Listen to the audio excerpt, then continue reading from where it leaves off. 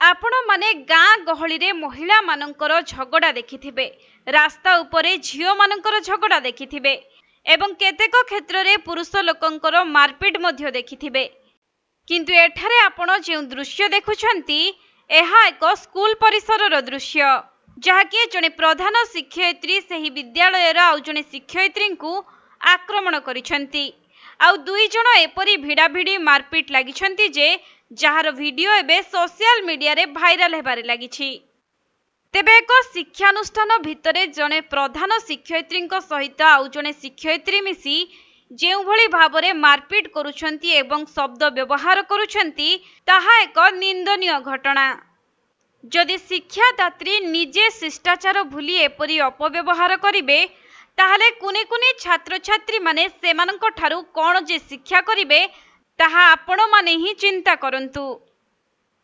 तेबे प्रधान शिक्षयित्री एवं सेही विद्यालयर जने शिक्षयित्रींको मध्यरे एपरी मारपीट होईछि जे दुहे दुहिंकर चुटी झिंका झिंकी हेबा संगकु प्रधान शिक्षयित्रींकर पोशाक मध्य चिरी जाईछि।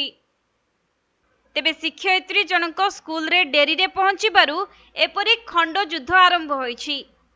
तेबे मैडम जनक लगातार 4 दिन डेरी रे आसुथिबारु गतकाले प्रिंसिपल तांको तागिद करिथिले एवं उभयंक मध्यरे बाग युद्ध आरंभ होइथिला।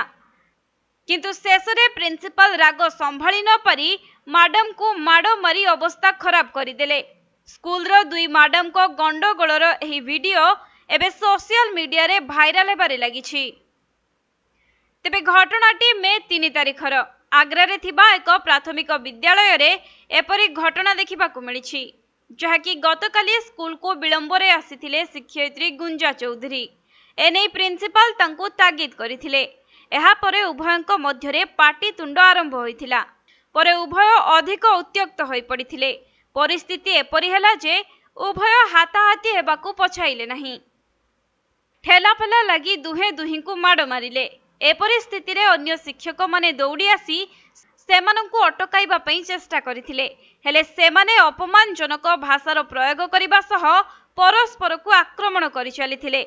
शिक्षयित्री जनक प्रिंसिपल को पोशाक चिरी दैथिबा बेले प्रधान शिक्षयित्री आक्रमण रे शिक्षयित्री गुंजा चौधरी आखिरे आघात लागिथिला। तेबे घटना रे उपस्थित थिबा अन्य कर्मचारी माने एथिरे हस्तक्षेप करिबाकू चेष्टा करिथिले एवं दुई जनंकू अलगा करिबा पई टणाउटरा करिथिले, हेले तथापि सेमानंको राग आगरे सबु किछि फीका पड़िथिला। दुई जन केही काहाकू छाड़िबा परिस्थिति रे नथिले। मिलिथिबा सूचना अनुसार गुंजा चौधरी लगातार 4 दिन धरी विलंबरे स्कूल रे पहुंचुथिबा नै प्रिंसिपल अभियोग करिसेंती, जहाकू नै ए परिस्थिति सृष्टि होईछि। तेबे एने सिकंदर पुलिस स्टेशन रे अभियोग होईछि एवं उभय पक्ष परस्पर विरोध रे अभियोग आनिछंती। किंतु ए पर्यंत कोनोसी आनुष्ठानिक मामला पंजीकृत होई नथिबारु पुलिस घटनार तदंत करुछि। आउ सेपटे एही गंडगोलर वीडियो ऑनलाइन रे बहु मात्रा रे भाइराल हेउछि।